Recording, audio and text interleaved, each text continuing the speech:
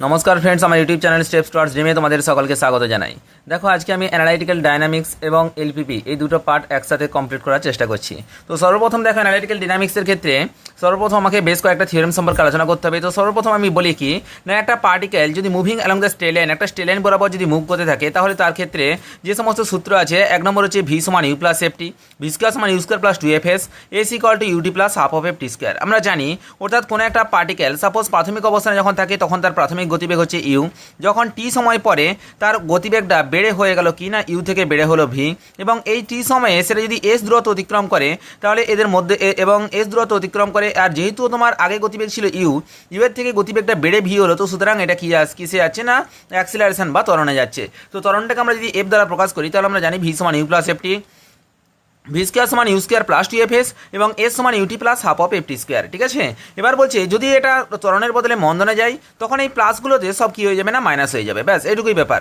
পরবর্তী বলছে যদি কোনো একটা particle throwing vertically upwards with velocity u and v, ঠিক আছে, অর্থাৎ বলতে চাইছে কি কোনো একটা পার্টিকেলকে আমরা যদি উপর দিকে আমরা থ্রো করার চেষ্টা করি, অর্থাৎ নিচ থেকে উপর দিকে থ্রো করি, তাহলে তার বেগটা ধীরে ধীরে ধীরে ধীরে কমতে থাকবে। তো সুতরাং সেখানে আমার কি হবে না, যখন কোনো একটা পার্টিকেল যে আন্ডার গ্র্যাভিটি বা তোমার গ্র্যাভিটির অপোজিটে কাজ করে, অর্থাৎ কি না হয়তো গ্র্যাভিটি বরাবর অর্থাৎ উপর থেকে নিচের দিকে পড়ে বা নিচ থেকে উপর দিকে পড়ে, তখন তার মধ্যে যেটা কাজ করে সেটা হচ্ছে কি না জি, অর্থাৎ যেটাকে বলা হয় কি না তোমার গ্র্যাভিটেশনাল অ্যাক্সিলারেশন বা অভিকর্ষজ ত্বরণ। ঠিক আছে, তো দেখো তো তাহলে সেখানে কি হবে না, এই জি এর মান হচ্ছে ফিক্সড, অবশ্যই এটা মনে রাখবে। জি এর মান হচ্ছে 9.8 metre per second square SI এককে, সিজিএস এককে হচ্ছে 981 সেন্টিমিটার পার সেকেন্ড স্কোয়ার, আর যে এপিএস পদ্ধতিতে হচ্ছে 32 ফুট পাওয়ার যে ফুট পাউন্ডাল না এরকম কিছু একটা আছে।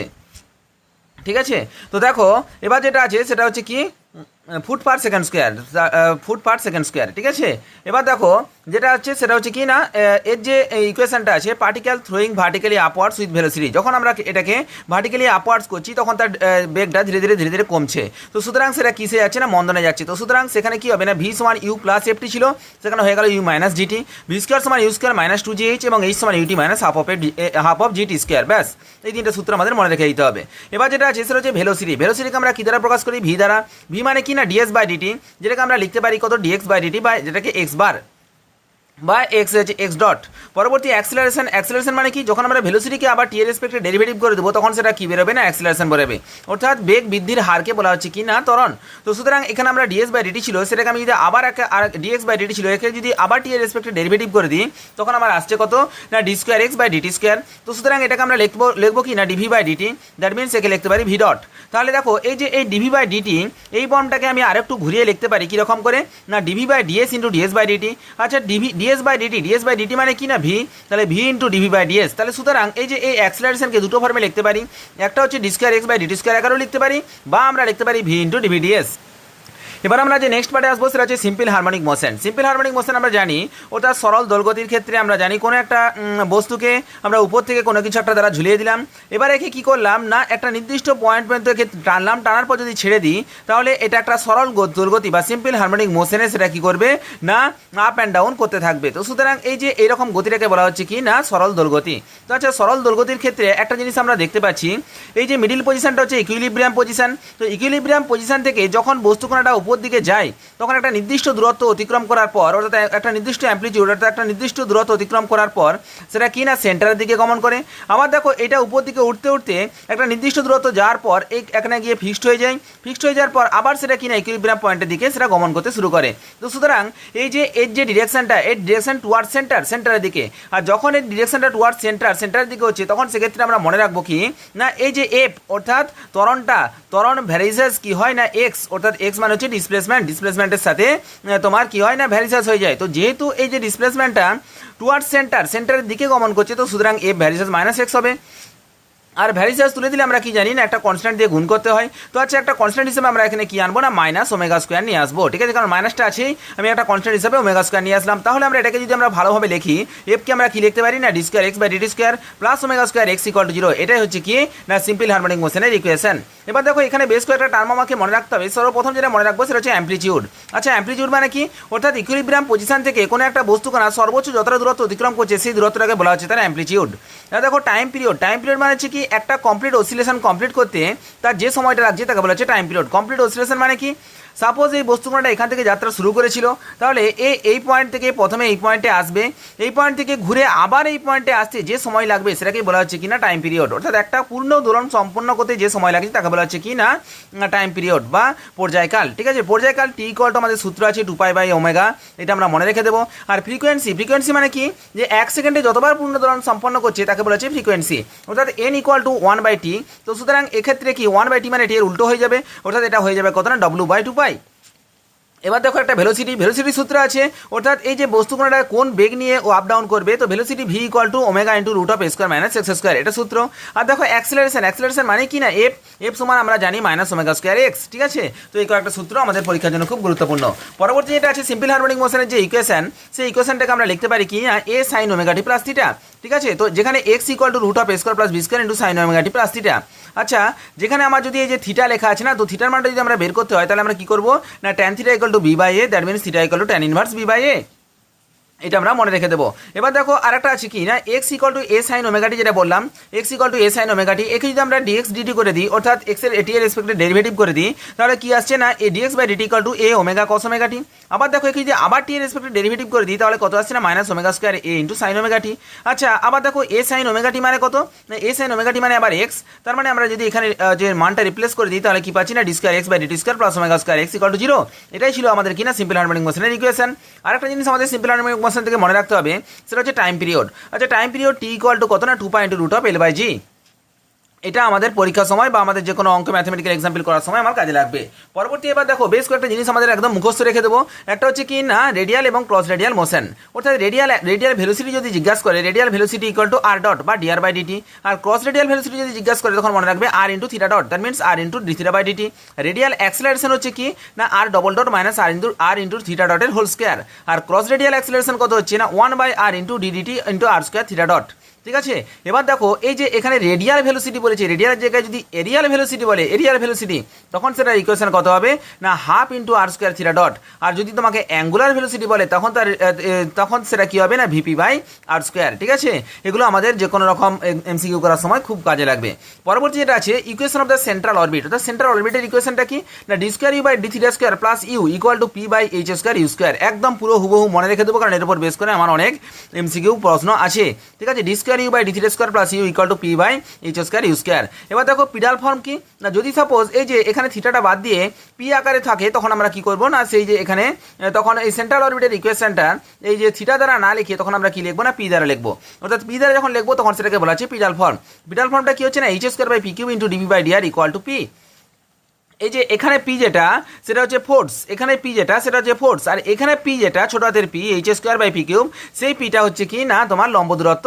এবার দেখো এইচটা কি না এইচটাকে বলা হচ্ছে অ্যাঙ্গুলার মোমেন্টাম পার ইউনিট মাস। ঠিক আছে, আর এইচ ইকুয়াল টু আমরা লিখতে পারি কত না আর স্কোয়ার থিটা ডট। আর দেখো এমএইচ যখন হচ্ছে এমএইচ মানে কি মোমেন্টাম, এইচ মানে কি বললাম না অ্যাঙ্গুলার মোমেন্টাম, আর যখন এমএইচ হয়ে যাচ্ছে তখন সেটার নাম হচ্ছে কি না মোমেন্টাম, দ্যাট মিনস সেটাকে বলা হচ্ছে কি না m h equal to m into r square theta dot. দেখো এম ইন্টু এইচ মানে কত জানি r square theta dot, that means m h equal to m r square theta dot. পরবর্তী যেটা আছে এইচ ইকুয়াল টু যদি ভিপি, আচ্ছা এইচ ইকুয়াল টু ভিপি মানে কি এখানে আমরা বলে দেবো v square equal to H square by P square. ঠিক আছে, একই জিনিস v equal to H by P, that means H V square equal to H square by P square.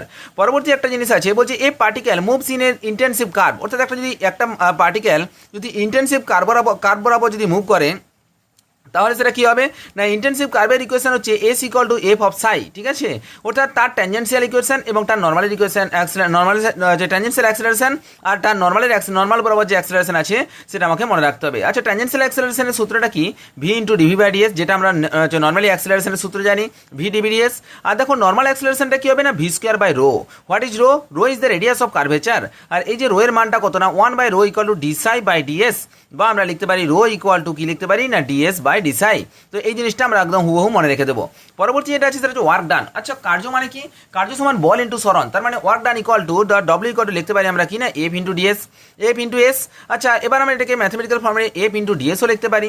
এবার দেখো যদি আমরা এই যে যেহেতু দুটো ভেক্টরের ডট প্রোডাক্ট যদি আমরা করি তাহলে আমরা জানি A dot B equal to কি হয় না এ বি কস থিটা, তার মানে W equal to F into DS into cos theta. ঠিক আছে, তাহলে অতএব ডব্লিউ ইকুয়াল টু কত হচ্ছে এফ ইন্টু এই যে ডিএস ইন্টু কস থিটা আছে এটাকে আমরা তো লিখতেই পারি ds by DT into dt. আচ্ছা, del s by del t মানে কত না del s by del t মানে হচ্ছে ভি ইন্টু ডিটি, বা আমরা এটাকে লিখতে পারি কত না F into V into DT. ব্যাস।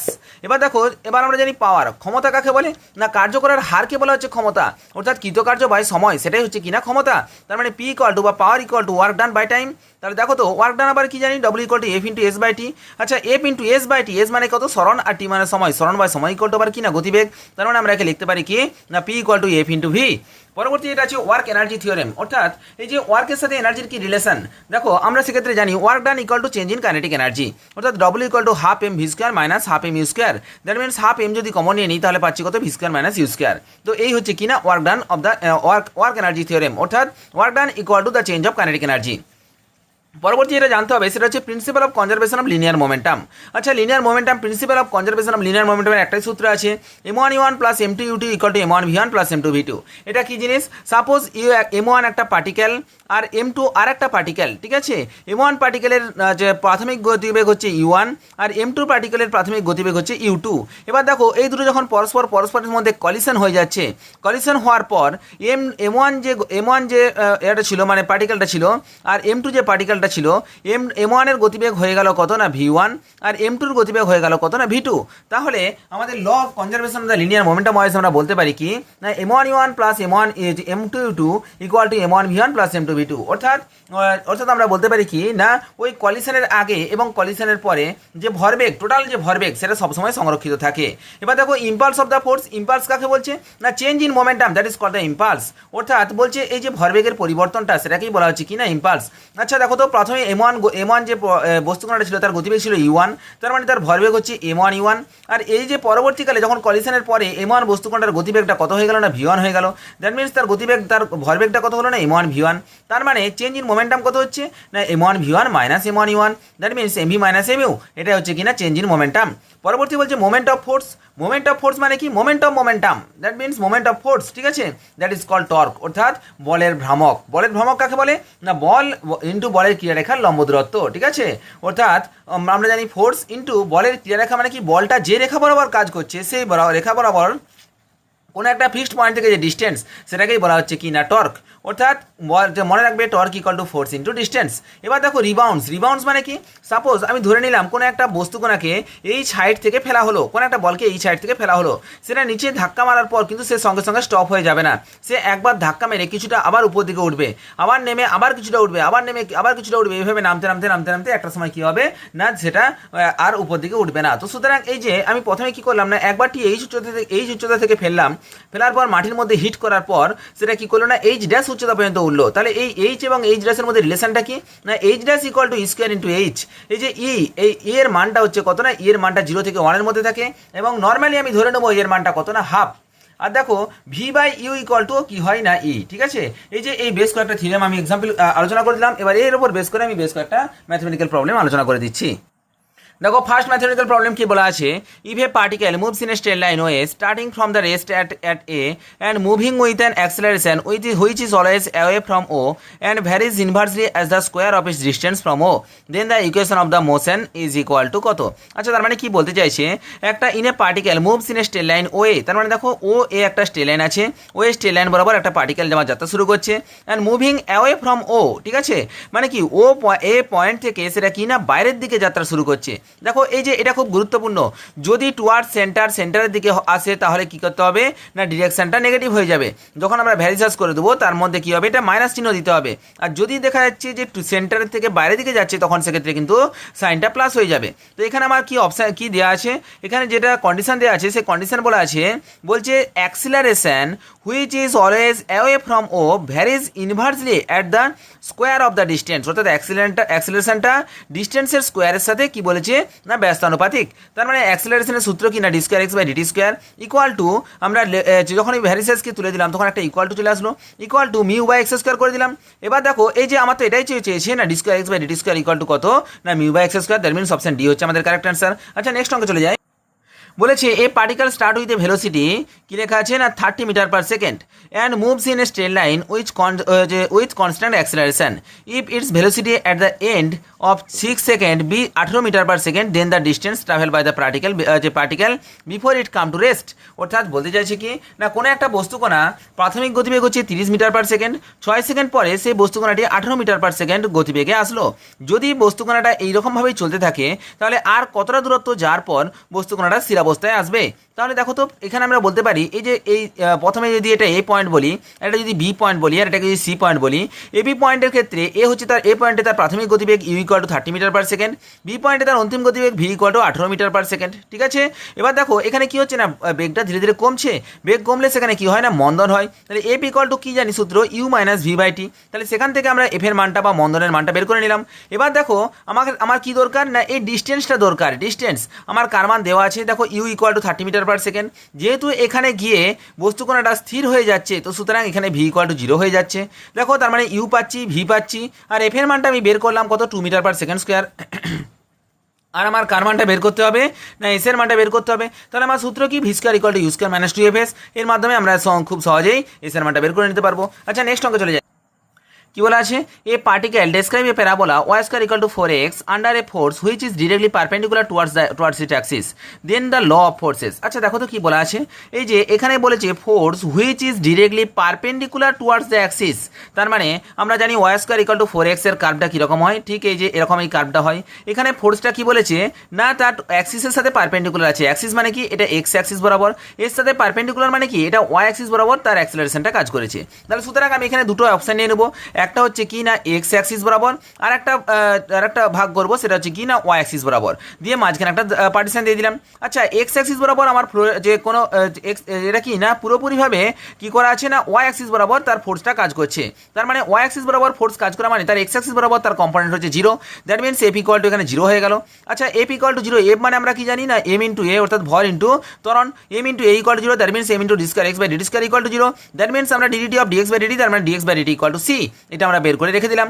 এবার দেখো আমার যে ওয়াই অক্ষ বরাবর যে ফোর্সটা আছে সেটা কি লেখা আছে না বলেছে then the law of force f equal to কত সেটা আমাকে বের করতে বলেছে। আচ্ছা ওয়াই অক্ষ বরাবর এই ফোর্সটা কাজ করছে। আচ্ছা ফোর্স মানে আমরা কি জানি এফ সমান এম ইন্টু এ, তাহলে f equal to m into a মানে কত D square x by DT square.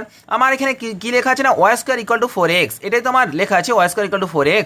তার মানে এখান থেকে আমাকে কি বের করতে হবে D square x by DT square বের করতে হবে। তার মানে আমি এক কাজ করলাম না 2y into DY DT equal to 4a into DX by DT into equal to 4ac।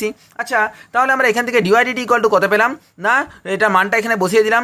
দেখো DX by DT equal to আমরা কি জানি DX by DT equal to আমরা সি জানি। তাহলে আমরা এখান থেকে আচ্ছা এটা কি না M into D square Y by DT square হবে, ডি স্কয়ার কারণ এটা ওয়াই অক্ষ বরাবর, এটা এক্স বলা হয়েছে ভুল করে, D square Y by DT square. তার মানে দেখো ডিওয়াই ডিটি ইকুয়াল টু কত বের হচ্ছে না 2ac বাই ওয়াই আসছে। এবার দেখো D square Y by DT square বের করতে হবে, D square by DT square মানে কি না এটাকে আবার একবার টি এর রেসপেক্টে ডেরিভেটিভ করলাম ইনটু ডিওয়াই বাই ডিটি করে দিলাম, কারণ কি এটা যেহেতু ওয়াই এর টার্ম তো সুতরাং এটাকে আমি কি করতে পারবো না ওয়াই রেসপেক্টে ডেরিভেটিভ করতে পারবো, ddy of 2ac by y into dy by DT করে দিলাম। আচ্ছা ডিওয়াই বাই ডিটি মানে কি আবার এই মানটা পাচ্ছি, তো এই মানটা আমি এখানে পুট করে দিলাম। তাহলে আমার লাস্ট পর্যন্ত বেরিয়ে গেল কত না D square Y by DT square বেরিয়ে গেল। আচ্ছা এবার আমাকে কি বের করতে বলেছে না এই দেখো এই মানটা এখানে লেখা আছে, তাহলে D square Y by DT square equal to কত আসছে না minus 4a square C square into 1 by Y cube. আচ্ছা 4a স্কয়ার সি স্কয়ার এগুলো সবই হচ্ছে কনস্ট্যান্ট টার্ম। তাহলে দেখো D square Y by DT square তার মানে একে আমরা লিখতে পারি কি না M into A that means force A varies as 1 by Y cube. তাহলে এখানে থাকছে কি না 1 বাই ওয়াই কিউব অর্থাৎ ওয়াইটা একমাত্র ভ্যারিয়েবল, তার মানে F varies 1 by Y cube, that means option B হচ্ছে আমাদের কারেক্ট অ্যান্সার। আচ্ছা নেক্সট অঙ্কে চলে যাই। বলা আছে a particle describe a parabola. আচ্ছা একটা পার্টিকেল কিনা প্যারাবোলা আছে X square equal to 4ay under a force which is directly perpendicular to the Y axis then the law of forces. আচ্ছা দেখো তো আমার এটা কি লেখা আছে না এই যে একই জিনিস লেখা আছে under a force which is directly perpendicular to the Y axis. আচ্ছা ওয়াই অ্যাক্সিসের সাথে পারপেন্ডিকুলার, ওয়াই অ্যাক্সিসের সাথে পারপেন্ডিকুলার মানে কি সেটা এক্স অ্যাক্সিস বরাবর, ঠিক আছে। আচ্ছা এক্স অ্যাক্সিস বরাবর যখন হবে তখন তার এটা তোমরা এইভাবেও মনে রেখে দিতে পারো Y square equal to 4x যখন থাকবে অর্থাৎ প্যারাবোলার ক্ষেত্রে, যদি এটা এক্স অক্ষ বরাবর কোণের তার ফোর্সটা কাজ করে তাহলে তার ফোর্সের মানটা কত হবে না এফ ভ্যারিজ অ্যাজ 1/x³ আর যদি ওয়াই অক্ষ বরাবর কাজ করে তার ফোর্সের মানটা কত হবে না এফ ভ্যারিজ অ্যাজ 1/y³, যেটা আমি আগেরটা করালাম। এটা করলে আমার কোনো ম্যাথমেটিক্যাল এক্সাম্পল মানে ম্যাথমেটিক্স সাহায্যে প্রুভ করার কোনো দরকার নেই, যদি মুখস্থ রেখে দিতে পারি, আর যদি মুখস্থ না রাখতে পারি তাহলে আমরা ওইভাবে আমরা বের করে নিতে পারবো, যেটা আমি দেখালাম। পরবর্তী যেটা আছে 29 দাগের অঙ্কটা কি লেখা আছে, if a particle describe an equiangular spiral. আচ্ছা, এই যে ইকুইঅ্যাঙ্গুলার স্পাইরালের ইকুয়েশনটা আমাকে খুব ভালো করে মনে রাখতে হবে। R equal to a into e⁻m into theta with a constant velocity then the component of the radial and cross radial velocity are respectively. আচ্ছা, এখানে কি দরকার না রেডিয়াল আর ক্রস রেডিয়াল ভেলোসিটি দরকার। আচ্ছা, এখানে কার মান দেওয়া আছে না শুধুমাত্র আর এর মান দেওয়া আছে। তাহলে সুতরাং আমরা রেডিয়াল ভেলোসিটি আমরা জানি কি রেডিয়াল ভেলোসিটি হচ্ছে আর ডট, ঠিক আছে। রেডিয়াল ভেলোসিটি হচ্ছে কত না আর ডট। আর ডট মানে কি না আর ডট মানে আমরা দেখতে পাচ্ছি কি না আর ইন্টু দেখো আর ইন্টু যেটা আছে আর equal to a into e⁻m into theta, ঠিক আছে। তাহলে আর ডট মানে কত না আর ডট মানে dr/dt, ঠিক আছে। আর ডট মানে dr/dt, দেখো ddt of a into e⁻m into theta. আচ্ছা, a into m into e⁻m into theta into dθ/dt। আচ্ছা, তার মানে কি দেখো a into m into e into e⁻θ। আচ্ছা, a e m two the power theta a into e⁻m theta মানে কত a into e⁻m theta মানে হচ্ছে কত না আমরা আর দেখতে পাচ্ছি, সামনে কত আছে একটা m আছে, তাহলে m ইন্টু আর হলো। আর এই যে dθ/dt নামটা আমার চলে আসছে, এই dθ/dt মানে কত না আমরা থিটা ডট লিখতে পারি। তার মানে আমার রেডিয়াল ভেলোসিটি যেটা বেরোলো তাহলে আর ডট একদম লিখে দিলাম, আর ডট ইকুয়াল টু আমার কি বেরোলো না এম আর থিটা ডট, ঠিক আছে। এটা হলো কি না রেডিয়াল ভেলোসিটি। এবার আমার কি দরকার না ক্রস রেডিয়াল ভেলোসিটি। আচ্ছা, ক্রস রেডিয়াল ভেলোসিটির সূত্র কি না আর ইন্টু থিটা ডট। দেখো আরের তো কোনো চেঞ্জ হচ্ছে না, শুধুমাত্র কি আসছে না থিটা ডট। এখানে যেহেতু থিটার মানটা লেখা নেই তো সুতরাং থিটা ডটই রয়ে গেল। তার মানে অপশন বি হচ্ছে আমাদের কারেক্ট অ্যান্সার। পরবর্তী অঙ্কে চলে যাই। বলছে if for a particle moving in a plane magnitude of radial and cross radial velocity be same then the particle describe a curve which is a. তাহলে দেখো তো এটা কি বলেছে না এর ও যে রেডিয়াল এবং ক্রস রেডিয়াল ভেলোসিটিটা সেম। আচ্ছা, রেডিয়াল ভেলোসিটিকে আমরা ভি আর দ্বারা প্রকাশ করছি, ক্রস রেডিয়াল ভেলোসিটিকে ভি থিটা দ্বারা যদি প্রকাশ করি, রেডিয়াল ভেলোসিটির সূত্র আমরা জানি আর ডট এবং ক্রস রেডিয়ালের ক্ষেত্রে আর ইন্টু থিটা ডট। আচ্ছা, আর ডট মানে কি dr/dt আর আর ইন্টু থিটা ডট মানে কি আর ইন্টু dθ/dt। আচ্ছা, দেখো dt ক্যান্সেল হয়ে যাচ্ছে, তার মানে কি হচ্ছে dr equal to R into d theta. আচ্ছা, যদি আরগুলো একদিকে থিটাটা একদিকে নিয়ে চলে আসি তার মানে কি পাচ্ছি dr/r equal to integration of d theta, that means log r equal to theta plus log c. তার মানে r equal to c into e⁻θ। আচ্ছা, r equal to c into e⁻θ এটা কাকে রিপ্রেজেন্ট করছে না একটা ইকুইঅ্যাঙ্গুলার স্পাইরালকে রিপ্রেজেন্ট করছে। তো সুতরাং এটা জানার জন্য অবশ্যই আমাকে ইকুইঅ্যাঙ্গুলার স্পাইরালের ইকুয়েশনটা আমাকে অবশ্যই ভালো করে মনে রাখতে হবে। পরবর্তী যেটা আছে বলছে if a particle describe a curve r equal to a into e⁻θ which a constant angular velocity, ঠিক আছে, then the cross radial acceleration varies as.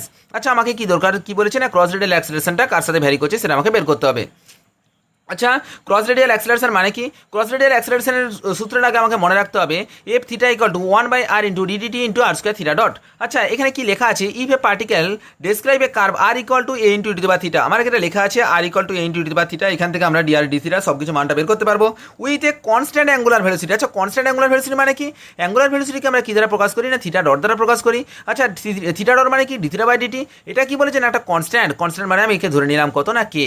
তাহলে দেখো তো F theta equal to 1/r into DDT of R square theta dot, এটা কিন্তু আমরা লিখতে চাই তাহলে কত আসছে না দেখো এই যে থিটা ডট মানে কি dθ/dt, তার মানেই হচ্ছে কত না কে। তাহলে কেটা কনস্ট্যান্ট টার্ম, কেটা বাইরে বেরিয়ে যাচ্ছে 1/r, কেটা বাইরে বেরিয়ে গেল, ডিডিটি অফ আর স্কোয়ার মানে কত না 2r, ঠিক আছে, 2r ইন্টু dr/dt। আচ্ছা, তাহলে দেখো তো 2 ইন্টু দেখো আর ক্যান্সেল হয়ে গেল, তার মানে কত আসছে না 2k ইন্টু dr/dt। তাহলে এই যে dr/dt মানটা যেটা পড়ে থাকলো এই dr/dt মানটা আমাকে আগে বের করতে হবে। আমার এখানে ইকুয়েশন লেখা আছে আর equal to a into e⁻θ, সেখান থেকে dr/dt ইকুয়াল টু বের করে নিলাম কত না a into e⁻θ into dθ/dt। দেখো আবার dθ/dt মানে কত না কে আছে, তার মানে আবার a ইন্টু e⁻θ মানে কত না আর জানি, তাহলে আমরা এটাকে পুরোপুরিভাবে লিখে দিলাম কত না dr/dt ইকুয়াল টু আর কে। তাহলে দেখো এর মানটা যদি এখানে পুট করে দিই তাহলে আমরা কত পাচ্ছি না f theta equal to 2k square r. দেখো 2টা constant term, k square constant term, তাহলে শুধুমাত্র ভেরিয়েবল কোনটা না 8টা ভেরিয়েবল, তার মানে আমরা লিখতে পারি f theta varies as r. That means what is r, r হচ্ছে কি না ডিস্টেন্স ফ্রম দ্য পোল। তাহলে আমরা বলতে পারবো যে radial acceleration varies as the distance of the pole, ঠিক আছে। দ্যাট মিনস 31 দাগের অপশন এ হচ্ছে আমাদের কারেক্ট অ্যান্সার। আচ্ছা, নেক্সট অঙ্কে চলে যাই।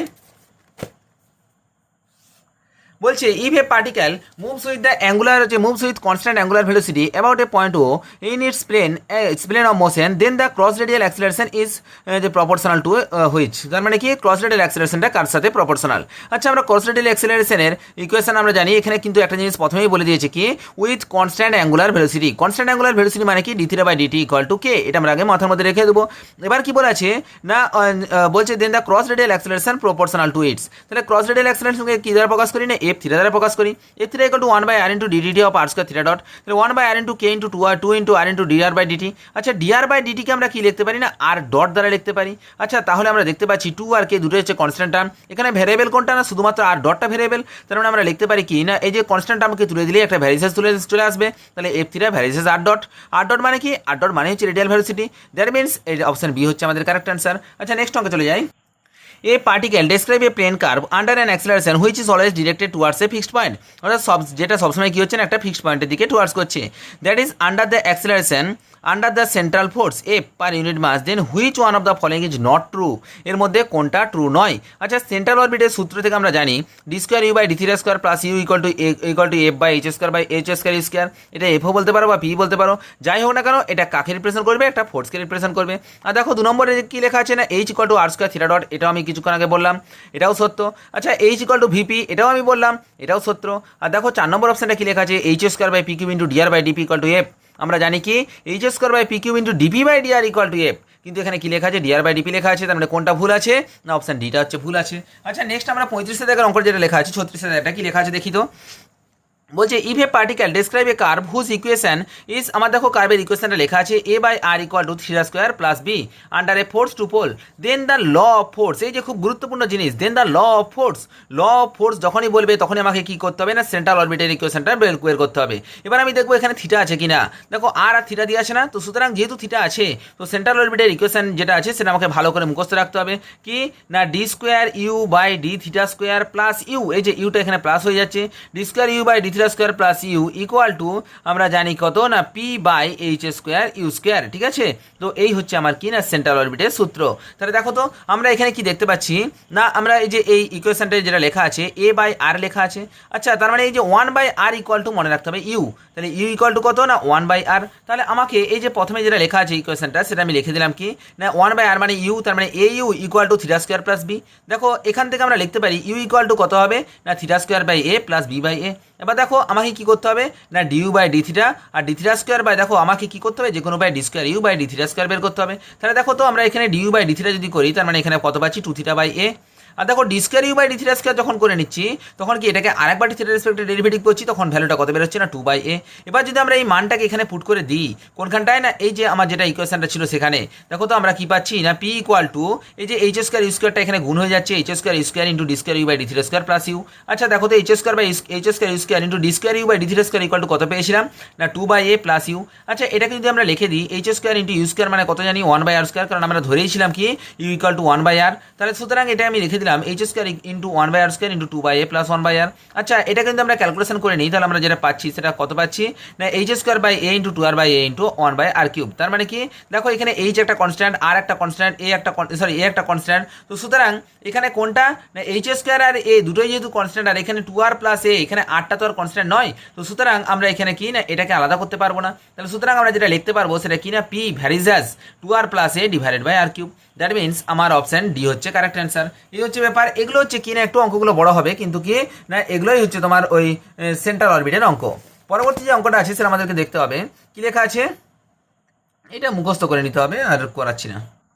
The work done by gravity on a stone mass of 70 grams during the 10th second of fall is, তার মানে দেখো বলছে কি না একটা 70 গ্রাম ভরের কোনো একটা বস্তুকণা 10তম সেকেন্ডে যতটা পথ অতিক্রম করেছে বলছে কি সেটার মানটা আমাকে বের করতে বলেছে, ঠিক আছে না বলছে ওয়ার্ক ডান মানে কি পরিমাণ 10তম সেকেন্ডে পড়তে ওটা কি পরিমাণ কার্য করতে হবে। তো সুতরাং কি বলেছে 10তম সেকেন্ড মানে কি, অর্থাৎ আমি দেখো আরেকবারটি ভালো করে এখানে ছবি এঁকে বোঝাচ্ছি কি বলা আছে না একটা 70 গ্রাম ভরের একটা বস্তু আছে যেটা একটা নির্দিষ্ট হাইট থেকে কত সেন্টিমিটার হাইট সেটা কিন্তু বলা নেই, কি বলেছে না a the work done by gravity of a stone of mass 70 gram during the 10th second of its fall is, তার মানে 10 সেকেন্ড মানে কি সে উপরে 9 সেকেন্ড ধরে উপরে এই যে এটা যদি এ পজিশন বলি এ পজিশন থেকে বি পজিশনে এসেছে, বি পজিশন থেকে সি পজিশনে আসতে তার 10তম সেকেন্ড সময় লাগছে, 10তম 10 সেকেন্ড, তার মানে সে 9 সেকেন্ডে এ থেকে বি পর্যন্ত গেছে আর 10তম সেকেন্ডে বি থেকে সি পর্যন্ত সময় আসছে।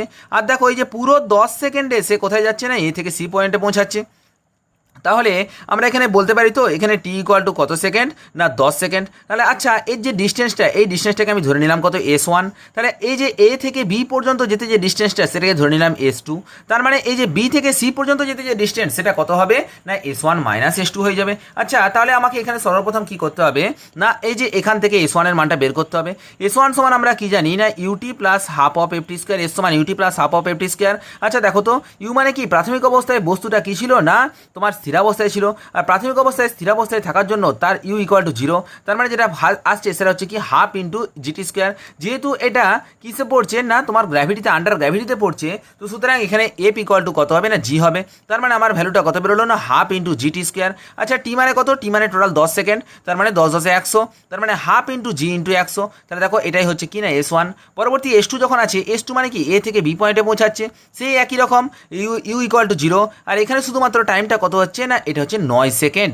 আচ্ছা কারণ কি দশমতম সেকেন্ড, মানে এখানে যতটা এই এ থেকে বি পয়েন্ট পর্যন্ত পৌঁছাচ্ছে কত সেকেন্ডে না 9 সেকেন্ডে। তার মানে একই রকম হাফ ইন্টু জি ইন্টু 9 স্কোয়ার।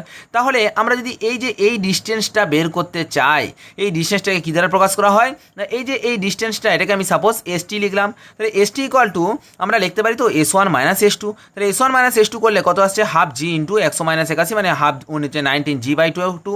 এবার দেখো আমাকে কি বের করতে বলেছে না ওয়ার্ক ডান বের করতে বলেছে। আমরা জানি W ইকুয়াল টু কত না W equal to F into S. আচ্ছা এফ মানে কত না এফ মানে আমরা দেখতে পাচ্ছি এম ইন্টু জি ইন্টু এস মানে কত না এস মানে হচ্ছে 19G/20, এই 19G/2 ঠিক আছে। এবার দেখো জি এর মান কত 981 আর 19G একদম করে নিলাম। এবার এই যে এখানে একটা জিনিস মনে রাখতে হবে, আমার যে ইউনিটটা বেরোবে কার্যের একক সেটা কিসে বেরোবে না আমরা যেহেতু আমরা দেখতে পাচ্ছি এগুলো সব কিসে আছে গ্রাম সেন্টিমিটারে আছে, তো সুতরাং এর একক আর্গ। কিন্তু আমার এখানে অপশান দেওয়া আছে কত না গ্রাম centimetre gram centimetre gram centimetre, none of this. তার মানে এককগুলো কিসে আছে না গ্রাম সেন্টিমিটারে আছে। তো সুতরাং এই জন্য আমাকে কি করবো না এই যে পজিশনটা ছিল তার সাথে একটা জি দ্বারা আমি একে ডিভাইড করে দেবো। একটা জি দ্বারা যদি ডিভাইড করে দিই তখন আমার কি মানটা বেরোবে জি মানে কত 981 দ্বারা ডিভাইড করে দেবো। যখন একটা জি দ্বারা ডিভাইড করে দেবো তখন আমার ভ্যালুটা কত চলে আসবে না এর ইউনিটটা গ্রাম সেন্টিমিটারে চলে আসবে। তাহলে দেখো তো আমার লাস্ট পর্যন্ত ভ্যালুটা কত আসছে 35 ইন্টু 19 ইন্টু 981। এবার যদি গুণ করি 5 ইন্টু 9 45 ইন্টু 5 5 একে 5, তার মানে দেখো ইউনিট ডিজিটটা হচ্ছে কত না 5, আর ইউনিট ডিজিট 5 আছে কোথায় না শুধুমাত্র 1 নম্বর অপশানে। দ্যাট মিনস অপশান এ হচ্ছে আমাদের কারেক্ট অ্যান্সার। পরে দেখো বলছে ফরে কি লেখা আছে rectilinear motion a particle if an impulse I change to its velocity from you to v and e be the change of kinetic energy, then কোনটা হচ্ছে কারেক্ট আমাকে লিখতে হবে। আচ্ছা এখানে আইটা কি বলা আছে না আইটা বলা আছে change of velocity from you to V, U থেকে ভিতে যেতে যে পরিমাণ যে ইম্পালস যেটা সেই ইম্পালসটা বলা আছে আই। তার মানে আমরা জানি আই ইকুয়াল টু কত না M V minus M U. আবার দেখো ই ইকুয়াল টু কি লেখা আছে না change in kinetic energy. Change in kinetic energy মানে কি না half M V square minus half M U square. তার মানে কি হাফ এমটা কমন নিয়ে নিচ্ছি, তার মানে কত হচ্ছে না v square minus u square. তাহলে m into v minus u into v plus you. আচ্ছা m into v minus u মানে কত না M V minus M u. M V minus M u মানে আবার কত লেখা আছে না আই লেখা আছে, তার মানে half into I into U plus V. That means আমার অপশন বি হচ্ছে আমাদের কারেক্ট অ্যান্সার। আচ্ছা নেক্সট অঙ্কে চলে যাই। A shell of mass m ejected from a gun mass m by an explosion which generates kinetic energy E, then the initial velocity of the shell equal to কত। অর্থাৎ কি বলতে চাইছে suppose একটা গান আমি এঁকেছি দেখো যার ভর হচ্ছে ক্যাপিটাল এম, এর ভিতরে একটা সেল ছিল অর্থাৎ একটা গুলি ছিল ঠিক আছে, এই গুলিটার ভর হচ্ছে কত না স্মল এম। এবার দেখো প্রাথমিক অবস্থায় গানটাও স্থির ছিল আর যে বুলেটটাও স্থির ছিল, তো সুতরাং এর u one equal to 0 and u two equal to 0। যখন আমার গানটা ফায়ার করলো অর্থাৎ এক্সপ্লোশন ঘটালো তখন কি হলো না একটা এখান থেকে একটা কাইনেটিক এনার্জি সৃষ্টি হলো। এই এনার্জির কারণে এই যে এই সেলটা কি করলো না V2 গতিবেগ নিয়ে সামনের দিকে আগাতে শুরু করলো এবং তার সাথে সাথে এই যে বন্দুকটা V1 গতিবেগ নিয়ে পিছন দিকে পেছাতে শুরু করলো। এবার দেখো আমাকে কি বের করতে বলেছে না এই সেলটার গতিবেগটা আমাকে বের করতে বলেছে। তাহলে দেখো তো আমরা law of conservation of force অর্থাৎ আমরা মোমেন্টাম ওয়াইজ আমরা জানি যে আমরা ওই ভরবেগের সংরক্ষণ সূত্র অনুসারে আমরা দেখতে পাচ্ছি কি না এম ভি ওয়ান দেখো তো M1 U1 plus M2 U2 equal to M1 V1 plus M2 V2 আমরা জানি। আচ্ছা U1 এবং U2 যেহেতু 0 তো সুতরাং M1 V1 plus M2 V2। এবার দেখতে পাচ্ছি V1 এবং V2 দুজনের ডিরেকশন সম্পূর্ণ আলাদা, তার মানে M V1 minus M V2 equal to 0, that means V1 equal to M V2 by M। কারণ কি আমাকে V1 এর মানটা কেন বের করলাম কারণ আমাকে অ্যাট লাস্ট V2 এর মানটা বের করতে হবে। এবার আমাকে কি বের করতে বলা আছে না এখানে বলা আছে যে হুইচ জেনারেটস কাইনেটিক এনার্জি ই, তার মানে কি এখানে এক্সপ্লোশনের ফলে ই পরিমাণ কাইনেটিক এনার্জি উৎপন্ন করলো। তাহলে ই ইকুয়াল টু কত না, এই যে এনার্জিটা উৎপন্ন করলো সেই এনার্জিটা দুটো কাজ করছে। এক নম্বর হচ্ছে এই যে বুলেটটা আছে বুলেটটাকে V2 গতিবেগ নিয়ে সামনের দিকে ছুটছে, আর তার সাথে সাথে এই যে বন্দুকটা আছে বন্দুকটাকে V1 গতিবেগ নিয়ে পিছন দিকে ঠেলে দিচ্ছে। তাহলে সুতরাং ই ইকুয়াল টু দু রকমের কাইনেটিক এনার্জি হচ্ছে, একটা হচ্ছে half into m V1 square plus half m V2 square. আচ্ছা half into m into V1 square, V1 মানে কি অত লিখলাম না এম V2 বাই এম তার whole square plus half into m into V square V2 square. তাহলে দেখো তো এখান থেকে আমরা m by 2 into V2 square common নিয়ে নিলে কত আসছে, small m by capital m plus 1 equal to ই। তার মানে আমার লাস্ট পর্যন্ত ক্যালকুলেশন করলে V2 মানটা বেরোবে কত না root of 2m divided by M into M plus M. That means option A হচ্ছে আমাদের কারেক্ট অ্যান্সার। আচ্ছা নেক্সট অঙ্কে চলে যাই। বলা আছে the height of h from which a heavy elastic ball be dropped on a floor so that the after rebouncing once it will reach and height of 8 metres is equal to কত। সেই দেখো আমি অঙ্কটা বললাম, যেটা প্রথমে একটা বস্তুকণাকে উপর থেকে নিচ দিকে ফেলা হয়েছে, কত উচ্চতা থেকে ফেলা হয়েছে সেটা আমি জানি না, সেটা আমাকে বের করতে হবে। যার ফলে সেটা কি হয়েছে না সেকেন্ড টাইম ড্রপ খেয়ে কত মিটার পর্যন্ত উঠেছে, 8 মিটার পর্যন্ত উঠেছে।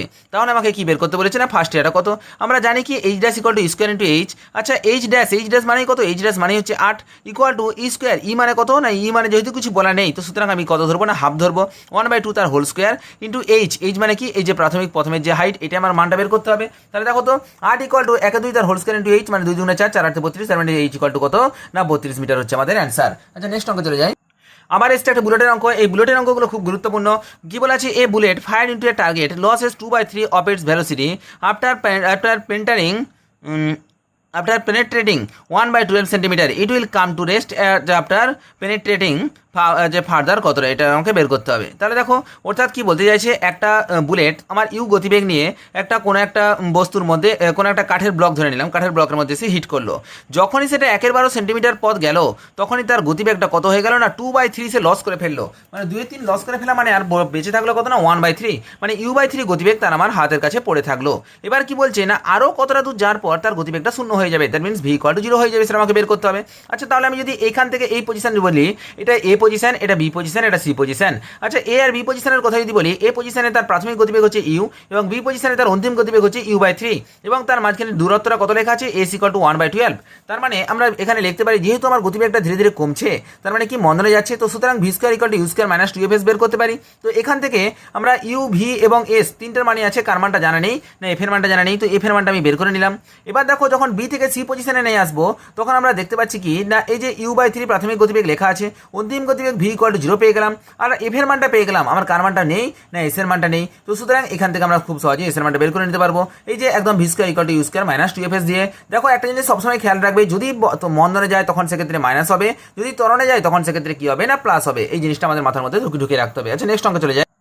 The path of the projectile in vacuum is a, ঠিক আছে, অর্থাৎ মনে রাখবে একটা পাথে যদি প্রজেক্টাইল বলা হয় তার ভ্যাকুয়ামটা কি হবে না, যে ভ্যাকুয়ামে যখন প্রজেক্টাইল মোশন হবে সেই প্রজেক্টাইল মোশন অবশ্যই কি হয় না একটা প্যারাবোলিক ফিগার হয়।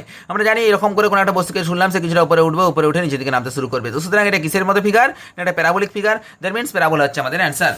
পরবর্তী দেখো 67 অঙ্কটা কি লেখা আছে, if we assume that the earth is the homogeneous sphere of radius are the attraction on a particle inside the earth produce an acceleration which varies directly as the distance from the centre of the earth and the acceleration of the surface is g, then what time would be the particle take to move down in a smooth straight tube from the surface to the earth is equal to কত। আর দেখো বিশেষ কিছু নেই, এখানে কি বলা আছে না একটা পার্টিকেল এখানে রাখা আছে, সেই পার্টিকেলটা যখন আমরা উপর থেকে নিচ থেকে ফেলে দেবো তখন সেটা কি করবে না টুয়ার্ড সেন্টারের দিকে গমন করবে। আচ্ছা কোনো একটা পার্টিকেল যখন সেন্টারের দিকে গমন করে তখন সেটা কি হয় না, তখন সেক্ষেত্রে সেটা হয় কি না সিম্পল হারমোনিক মোশন আমরা জানি। আর সিম্পল হারমোনিক মোশনের রিলেশনটা কি হয় না আমরা দেখতেই পাচ্ছি এখানে লেখা আছে, দেখো এখানে একটা জিনিস লেখা আছে বলছে অ্যান্ড ইস অ্যাক্সিলারেশন, দেখো acceleration which is directly as the distance, দেখো যখন কি না ডিস্টেন্স যেটা অ্যাক্সিলারেশনটা ডিস্টেন্সের সাথে সমানুপাতিক। এবার যেহেতু আমার লেখা আছে টুয়ার্ডস সেন্টারের দিকে যাচ্ছে তো সুতরাং এটা কি হবে না মাইনাস করে দিলাম, তাহলে এ ভ্যারিসেস মাইনাস এক্স, তার মানে এ মানে কত D square x by DT square, varies as তুলে দিলে আমরা কি পাবো না একটা কনস্ট্যান্ট দিয়ে গুণ করতে হবে, তো মাইনাস ওমেগা স্কয়ার এক্স। আচ্ছা তার মানে কি D square x by DT square plus omega square X equal to 0, এটা কাকে রিপ্রেজেন্ট করছে একটা সিম্পল হারমোনিক মোশনকে রিপ্রেজেন্ট করছে। আমার কি দরকার না টাইম পিরিয়ডটা দরকার, দেখো লেখা আছে what time would the particle take, কত টাইম লাগছে। আচ্ছা দেখো তো আমরা তো জানি যে সিম্পল হারমোনিক মোশনের ক্ষেত্রে time period t equal to কত হয়, t equal to 2 pi into root of l by g. আচ্ছা দেখো তো এখানে এল ইকুয়াল টু কত, এল এর জায়গায় আমার আসছে কত না এখানে আর, তার মানে t equal to 2 pi into root of r by g, that means option B হচ্ছে আমাদের কারেক্ট অ্যান্সার। আচ্ছা নেক্সট অঙ্কে চলে দেখো কি লেখা আছে, the moment of A force of magnitude 25 Newton's acting along the positive direction of x Axis about the point -1,3। আচ্ছা, এই যে মোমেন্ট অফ দ্য ফোর্স যখনই বলবে, মোমেন্ট অফ দ্য ফোর্স মানে কি না টর্ক, ঠিক আছে, এটা আমাকে মনে রাখতে হবে। মোমেন্ট অফ দ্য ফোর্স মানে কি না টর্ক, আর টর্ক মানে কি জানি আমরা, জানি বল ইন্টু বলের ক্রিয়ারেখার লম্ব দূরত্ব। আচ্ছা, এখানে বলটা কত লেখা আছে না 25 নিউটন বল, তার মানে বলের মানটা আমরা পেয়ে গেলাম খুব সহজে, F = 25 নিউটন। এবার শুধু লম্ব দূরত্বটা দরকার কোথা থেকে না বলের ক্রিয়ারেখা থেকে। আচ্ছা, বলটা কোন বরাবর কাজ করেছে না acting along the positive direction of x Axis, অর্থাৎ এক্স অ্যাক্সিস বরাবর বলটা কাজ করেছে, তার মানে এই হচ্ছে আমার বলের ক্রিয়ারেখা। এবার দেখো একটা পয়েন্ট থেকে বলা আছে, পয়েন্টের ডিরেকশন কত দেওয়া আছে না, পয়েন্টের স্থানাঙ্ক লেখা আছে -1,3। আচ্ছা, আমি যদি -1,3 পয়েন্টটাকে এখানে পুট করি, সেটা কোন কোয়াড্রেন্টে, সেকেন্ড কোয়াড্রেন্টে পড়বে। এবার দেখো বলের ক্রিয়ারেখা মানে কোনটা, এই যে এক্স অ্যাক্সিস। আচ্ছা, এক্স অ্যাক্সিস থেকে এই পয়েন্টের ডিস্টেন্স কত না, এই যে এইটুকু ডিস্টেন্স, এই ডিস্টেন্সটা কত না, এদিকে -1 আর উপর দিকে 3, তার মানে কত না এই ডিস্টেন্সটা হচ্ছে কত না 3 ইউনিট। তার মানে আমরা দেখতে পেলাম ডি ইকুয়াল টু কত হয়ে বেরোলো না, ডি ইকুয়াল টু 3 ইউনিট বেরোলো। তাহলে সুতরাং আমরা কি জানি, torque equal to F into D, তার মানে কত না এফ মানে হচ্ছে 25 ইন্টু ডি ইকুয়াল টু 3, মানে 25 ইন্টু 3 ইকুয়াল টু 75 ইউনিট হচ্ছে আমাদের অ্যান্সার। আচ্ছা, নেক্সট অঙ্কে চলে যাই। বলা আছে কি না a point p describe an angular spiral. আচ্ছা, অ্যাঙ্গুলার স্পাইরালের ইকুয়েশনটা কত লেখা আছে, আর equal to exponential of theta into cot alpha with an constant angular velocity about the pole o. If op equal to r then the acceleration varies. তার আচ্ছা ওপি equal to আর হলে অ্যাক্সেলারেশনটা আমার কত বের করতে বলেছে। তার মানে কি, এটা যেহেতু অ্যাঙ্গুলার স্পাইরাল আছে, তো সুতরাং আমাকে যে অ্যাক্সেলারেশন বের করতে হবে সেটা হচ্ছে কি না cross radial acceleration. Cross radial অ্যাক্সেলারেশনকে আমরা কি দ্বারা প্রকাশ করি, F theta. F theta equal to আমরা কি জানি 1/r into DDT of r square theta dot. আচ্ছা, 1/r into DDT of r square theta dot. আচ্ছা, এখানে কি লেখা আছে না কনস্ট্যান্ট অ্যাঙ্গুলার ভেলোসিটি। আচ্ছা, constant angular velocity that means theta dot equal to আমি ধরে নিলাম কত না ওমেগা, ঠিক আছে, তার মানে কত না এই ওমেগাটা আমার বাইরে চলে আসছে। এবার দেখো ডিডিটি অফ আর স্কয়ার মানে কত না 2r into DR by DT. আচ্ছা, আর আর ক্যান্সেল হয়ে যাচ্ছে, তার মানে কত আসছে 2 omega into DR by DT. আচ্ছা, এবার আমার দেখো এখানে আর এর মানটা কি লেখা আছে, আর equal to e to the power theta into cot alpha. তাহলে এখান থেকে d r by DT equal to কত বেরোচ্ছে না e to the power theta into cot alpha into আমরা দেখো তো এই যে e to the power x এর ডেরিভেটিভ কত হয়, e to the power theta into cot alpha into d theta by DT. আচ্ছা, দেখো ডি থিটা বাই ডিটি মানে আবার কি জানি, ডি থিটা বাই ডিটি মানে আমরা জানি omega, that means theta dot. তার মানে আমার লাস্ট পর্যন্ত ডিআর বাই ডিটির মানটা কত বেরোচ্ছে না আর ওমেগা ইন্টু কট আলফা। আর এই দেখো এই ডিআর বাই ডিটির জায়গায় আমরা যদি মানটা এখানে পুট করে দিই, তাহলে কত পাচ্ছি না 2 ইন্টু ওমেগা স্কোয়ার ইন্টু আর ইন্টু কট আলফা। আচ্ছা, 2 ওমেগা স্কোয়ার এবং কট আলফা সবগুলি কনস্ট্যান্ট টার্ম, তার মানে আমার বেরোচ্ছে কত না f theta varies r, that means option C হচ্ছে আমাদের কারেক্ট অ্যান্সার। আচ্ছা, নেক্সট অঙ্কে চলে যাই। If a particle moves in a curve so that its tangential and normal acceleration are equal, then the velocity of the particle is equal to কত। আচ্ছা, আমরা দেখো তো কি বলেছে, in a particle moves in a curve so that the tangential and normal acceleration are equal। আচ্ছা, tangential আর normal acceleration সম্পর্কে আমরা জানি যে কোনো একটা ইন্টেন্সিভ কার্ভের যখন tangential ইকুয়েশন কি হয় না ভি ইন্টু ডিভি ডিএস, আর দেখো নর্মাল ইকুয়েশনটা কি হয় না ভি স্কয়ার বাই রো হয়। যেহেতু এই দুটো ইকুয়াল বলেছে, তো সুতরাং দুটো সমান করে দিলাম। এবার দেখো আমরা জানি তো রো ইকুয়াল টু কি জানি, rho equal to ds by d psi. আচ্ছা, রো এর জায়গায় আমরা যদি মানটা বসিয়ে দিই ডিএস বাই ডিসাই, তার মানে দেখো একটা ভি এখানে ভি স্কয়ার কেটে গেলে একটা ভি থাকছে, আর ডিএস কেটে যাচ্ছে, আর এখানে একটা ডিসাই চলে আসছে, তার মানে আমরা যেটা আসছে dv by v equal to d psi. আচ্ছা, এবার আমরা যদি দুদিকে ইন্টিগ্রেশন করে দিই, তার মানে আমরা কি পাচ্ছি না log v equal to psi plus log c. আচ্ছা, v equal to c into e to the power psi, তার মানে v varies as e to the power psi, that means এটা কি লেখা আছে proportional to e to the power psi. Option A হচ্ছে আমাদের correct answer. আচ্ছা, নেক্সট অঙ্ক যেটা লেখা আছে দেখো তো a particle moves on a curve s equal to c tan psi. দেখো s equal to c tan psi লেখা আছে with uniform speed v, then the normal component of the acceleration and its direction is equal to কত। আচ্ছা, normal component মানে কত, নর্মালকে আমরা লিখতে পারি, আমরা জানি কি ভি স্কয়ার বাই রো। আবার দেখো রো মানে কত জানি, রো মানে ডিএস বাই ডিসাই। আচ্ছা, রো মানে ডিএস বাই ডিসাই। আচ্ছা, d d psi of s, s মানে কত, এস মানে হচ্ছে সি ট্যান সাই। আচ্ছা, তার মানে আমরা এখানে লিখতে পারি কি না d d psi of c tan psi. আচ্ছা, ট্যান সাইয়ের ইন্টিগ্রেশন কত হয় না, ট্যান সাইয়ের ডিফারেন্সিয়েশন কত হয় না সেক স্কয়ার সাই, তার মানে সি ইন্টু সেক স্কয়ার সাই। এবার দেখো আমাকে কি দরকার না, আমার তো নর্মাল অ্যাক্সেলারেশনটাই দরকার, ভি স্কয়ার বাই রো দরকার। আচ্ছা, ভি স্কয়ার বাই রো মানে কত বেরোলো না সি সেক স্কয়ার সাই, আর তার মানে কি বলতে পারি v square by c into 1 by sec square মানে কত না cos square psi, that means option D হচ্ছে আমাদের কারেক্ট অ্যান্সার। আচ্ছা, নেক্সট অঙ্কে চলে যাই। বলছে if a particle describe a curve s equal to a tan psi with a uniform speed v, then the normal acceleration at the point a comma pi by 3।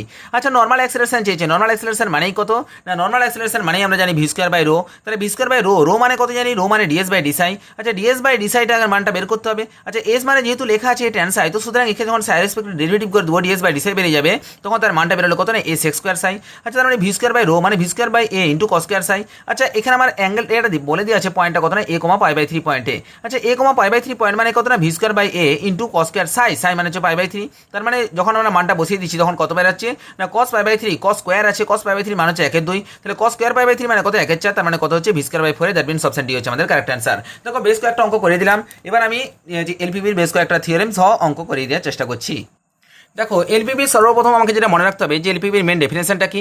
LPP definition হচ্ছে optimization of z equal to summation j equal to 1 to n cj into x j, যেখানে তোমার যে J এর মানটা কত না 1 থেকে n পর্যন্ত। এই সিজেটাকে বলা হচ্ছে কিনা প্রাইস প্যারামিটার বা কস্ট প্যারামিটার। আর এই যে x1 x2 x3 যেগুলো আছে সেগুলোকে বলা হচ্ছে কিনা ডিসিশন ভেরিয়েবল। আর দেখো সাজ দেওয়া আছে, এবার দেখো না সাবজেক্ট টু থাকে, সাবজেক্ট টু দিয়ে summation of J equal to 1 to n A I J x J greater equal two অথবা লেস ইকুয়াল টু অথবা ইকুয়াল টু বিআই লেখা যায়। এবার দেখো এই যে এখানে A I J x J বলছি, জে এর মানটা তো 1 থেকে n, তাহলে আই এর মানটা কত না আই ইকুয়াল টু 1 থেকে m, যেখানে x J greater equal to 0। এই হচ্ছে কিনা এলপিপির ফর্ম। এবার দেখো এলপিপি সম্পর্কে যে কয়েকটা ব্যাপার আমাদের জানতে হবে, সেটার মধ্যে সর্বপ্রথম আসছে কিনা সলিউশন। সলিউশন মানে কি, এই যে এখানে যে সমস্ত ডিসিশন ভেরিয়েবলগুলো ছিল x1 x2 x3 x4 করে ডট করে xn, এখানে 3টে 4টা 5টা ডট করে n সংখ্যক যে ভেরিয়েবলগুলো আছে, এই ভেরিয়েবলগুলো থেকে যে সলিউশনটা পাবো সেটাকে বলা হচ্ছে কি না এলপিপি নিউমেরিক্যাল এলপিপি সলিউশন, ঠিক আছে, বা সলিউশন অফ এলপিপি। এবার বলছে ফিজিবল সলিউশন কাকে বলছে, অর্থাৎ এই যে এখানে যে সলিউশনগুলো পেলাম x1 x2 x3 করে xn, সমস্ত সলিউশনগুলো যদি কোনোটাই নন নেগেটিভ, অর্থাৎ কোনোটাই যদি নেগেটিভ বা নন নেগেটিভ হয়, অর্থাৎ বলতে চাইছি কোনোটাই যদি নেগেটিভ না হয়, তখন সেটাকে বলা হচ্ছে কি না ফিজিবল সলিউশন। অর্থাৎ ফিজিবল সলিউশন হতে গেলে সমস্ত টার্মগুলো, অর্থাৎ x1 x2 x3 যতগুলো সলিউশন আছে প্রত্যেকটা সলিউশনকে হয় 0 অথবা পজিটিভ আসতে হবে, নেগেটিভ কোনো টার্ম আসা চলবে না। পরবর্তী যেটা আছে সেটা হচ্ছে optimal feasible solution. Optimal feasible solution কাকে বলছে না, ওই যে ফিজিবল সলিউশন যেগুলো পেলাম, সেই ফিজিবল সলিউশনগুলো যখন অপটিমাইজ যে কন্ডিশনটা আছে সেই কন্ডিশনটাকে যখন ফুলফিল করবে, তখন সেটাকে বলা হচ্ছে কি না অপটিমাল ফিজিবল সলিউশন। এবার আমরা আসি বেসিক সলিউশনে। বেসিক সলিউশন জানতে গেলে আমাদেরকে একটু ভালোভাবে জানতে হবে। সাপোজ এখানে কি আসছে না, এখানে বেসিক সলিউশন জানতে গেলে একটু জিনিস আমি ভালো করে বলে রাখি। এখানে আসছে number of equation and number of variables, ঠিক আছে। দেখো আমি এখানে 3টা ইকুয়েশন লিখেছি, দেখো x1 plus x2 plus x3 plus x4 equal to 3, 3x1 plus 2x2 plus 4x3 plus 5x4 equal to 6, 9x1 plus 3x2 plus 7x3 plus x4 equal to 7। তার মানে এখানে আমরা নাম্বার অফ ইকুয়েশন, ঠিক আছে, number of equation equal to দেখতে পাচ্ছি 3টে, and number of variable equal to দেখতে পাচ্ছি 4টা। দেখুন x1 x2 x3 x4। তো যদি number of equation not equal to number of variable হয়, তাহলে আমাকে সুতরাং কি জানি যে আমাদের কোনো একটা ইকুয়েশন সলিউশন করতে গেলে number of equation equal two number of variable হওয়াটা বাঞ্ছনীয়। তো সুতরাং এক্ষেত্রে কি না number of equation equal two number of variable করতে গেলে যে কোনো একটা ভেরিয়েবলকে আমাকে কি করতে হবে, এখান থেকে আউট করতে হবে। তো সুতরাং যে ভেরিয়েবলটাকে আউট করব, ধরে নিলাম ঠিক আছে, যে x4 ভেরিয়েবলটাকে আমি এখান থেকে আউট করে দিলাম। তার মানে আমার এখন নাম্বার অফ ইকুয়েশন আর number of variable equal to দেখো সমান হয়ে গেছে।